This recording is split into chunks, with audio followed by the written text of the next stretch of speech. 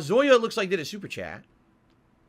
So are you worried about stagnating member growth? I'm not at this point, Zoya. I'm really not. And here's why. Because support in other ways is great. Like I've noticed over the last month, okay, super chats, okay, as well as tips are quite good. In fact, they've increased in the last month. I'd be honest with you, they did. I've noticed concretely with all the new releases and everything that came out, it was an increase. Everything on the channel has increased except members, and that includes viewership, engagement, the click-through rate, or whatever the fuck the stat, CRM, CTR, CDI, whatever the hell it's called, that YouTube gauges channel performance on. The channel's doing better. Like, everything on the channel is doing better right now in the last 30 to 45 days. And on top of that, other forms of support have been good too. The one thing that hasn't gone up is memberships. And as I told you guys, I can't make you become a member when YouTube won't put in the effort to put in better features for members. I've done the extent of what I can do. I wish I could do more. For example, some people have said, what about member exclusive content? I can't do it. Anything that I put behind a member's paywall, people could become a member and immediately just share it with the entire internet anyway. And my detractors said many years ago that if I ever did Patreon-only content or member, subscriber-only content, that's exactly what they would do. So I can't do early content or exclusive content for members because they would ruin it for me, okay? That immediately eliminates like 90% of what I could do for members, being honest. Now, some people have said, what about members-only game nights? Well, would that be cool? Yeah, for a small group of members. I mean, right now, I have 365 members. How many would want to do a members-only game night? 20, 30, right? But you're telling me to take away entire chunks of my streams for that when I'm already behind on so many game releases. You understand that that would be counterproductive. It would be like, so it benefits a very small group of people, but it screws over the very large group of people who will just want more of the games I'm playing. On top of that, there just aren't any games I want to do members-only style playing. Seriously, like, what, Halo? It was good for a couple of months, and now it's completely stagnant, and I really don't feel like going back to it at this point. King of Fighters died within 6 days. You know? So that's what I mean, like, there's just not a lot going on in the realm of multiplayer games. Many years ago, in the fall, there'd be 10 games, seriously, 10 fucking games that all had great multiplayer components. You'd have, like, a Call of Duty / Battlefield or both. Then you'd have, like, Assassin's Creed. Then you'd have, like, a driving game. Then you'd have a fighting game. Then you'd have a hybrid shooter game. And you'd have, like, such a variety of games that you could play multiplayer that I would do entire year-end multiplayer events with my viewers that would last a week or more. Today, the multiplayer component is shit. It's like, unless you're playing these co-op games, co-op, you know, sort of battle royale like Apex Legends, or co-op looter shooter like Destiny, like, what is there for multiplayer? The multiplayer has completely changed over the last decade, and so that's really not a viable reward either. It's just not. We've talked about this a lot over the last few months. There doesn't seem to be anything I can do to improve stuff for members. Here's what would probably get people to become members. If you become a member and you can use the emotes of that member on someone else's stream, you'd probably want to become a member just like over on Twitch, right? What if you became a member and you had special privileges unlocked, right? Your name looks a little different depending on how long you become a member, like a highlight or something, or maybe you get access to exclusive emotes or things like that. You know what I mean? Like, give some kind of a concrete benefit for becoming a member outside of the standard stuff. YouTube hasn't done it. They claimed they were going to do it, and they just won't. I can't make YouTube stop dragging their feet. So why am I going to harp on memberships when I can't control them? Okay? That being said,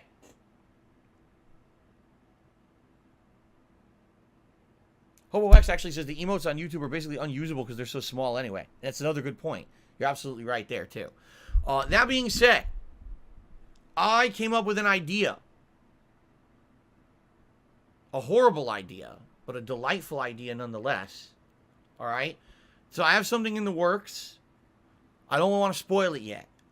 But I do have something that possibly could make some people want to become members. I don't know if it would work or not, honestly. I don't know if it would work. Because I thought things like the viewer's choice coming back and everything would work, and it didn't. We got close to hitting the goal, but we still didn't. Okay? So, let me put it this way. I have an idea And I think we may implement this idea next month. It's too late this month. We're already almost halfway into March. Why start announcing new ideas and new goals and stuff now? It wouldn't make any sense. You know what I'm saying? But this idea, you know, could be interesting. But I'll let you know. I'll let you know. I'm gonna let it stew a little more. Got a little work on my end to work on and think about, and then I'll let you know the idea. Maybe for April. Okay. All right. Nado Dur says, what if I get a new member, I'll take off my shirt and scream into the mic? Oh, there's plenty of other content creators who already do things like that. Most of them aren't on YouTube. Most of them are over on Twitch taking their clothes off. So I think I'm in the wrong spot for that. Store Brand Loyalist says, it's up to you to come up with benefits on your own based on the tier of contribution. That's why YouTube lets you write the benefits for each tier. Correct. But again, I have come up with all I can really do. It's not like I'm a different kind of content creator and I can make different kinds of content for members. I'm not. I think that is the erroneous thing about YouTube, is they're assuming that everyone who makes content on the website is someone who can do exclusive on-demand content for certain levels of a membership or something, which is false. I'm not someone who even makes offline videos outside of the Daily Wrap. Everything I do is on a live stream. I don't even have editing software. You know what I'm saying? YouTube does these weird things where they just make incorrect assumptions that everyone who uses their site is the same kind of person. They've done this over the years. Well, everyone who uses YouTube basically is trying to make their own television channel, and so that's why we use all these metrics of performance based on a television channel.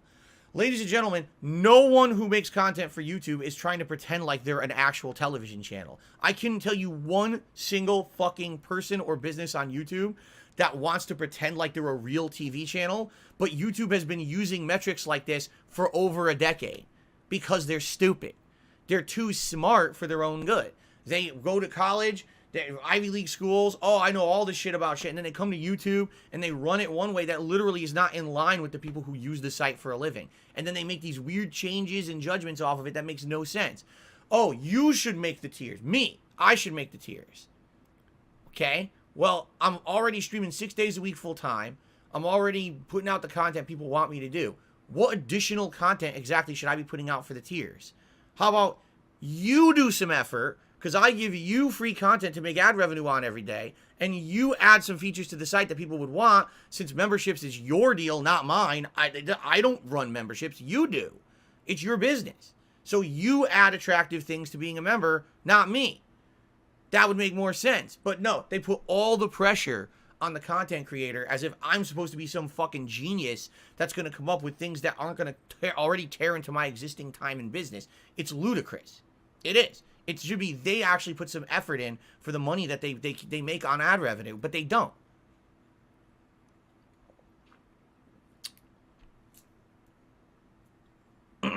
That is correct. When YouTube is designing things for the site, they should be designing things that help the people who make the content for the site, not things that help the business behind the site, and then every person who makes content for the site has to shuffle to adjust to what they just pushed out because no one knew about it and it makes no sense. But that's exactly how it works. Here's a new feature. What does this have to do with what I do? Nothing, but figure out a way to implement it. That's what Shorts is. Not one person on YouTube was ready or cared about Shorts. Now, all of a sudden, Shorts is what the focus is. Shorts will make you big money because we're pushing extra revenue and profit into Shorts, so make Shorts. So now I'm supposed to adjust my content to have Shorts just because you're fucking trying to copy TikTok? That's how YouTube operates.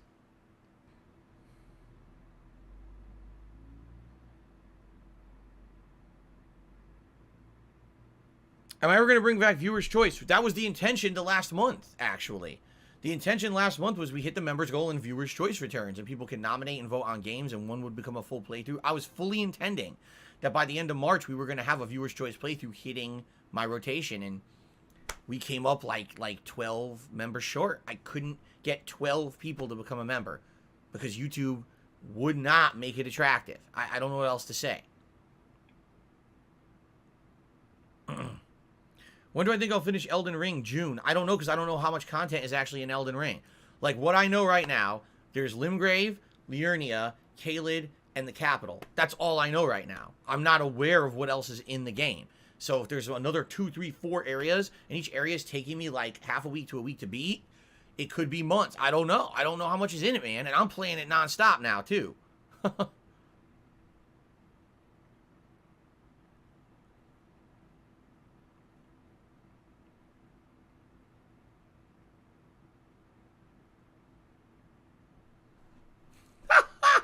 All right, you're out of here.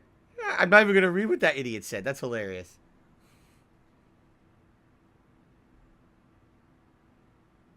As trollish as Terry is trying to be saying this statement, he said, I thought you couldn't hit the member goal because Only Iced Coffee canceled all the stock memberships.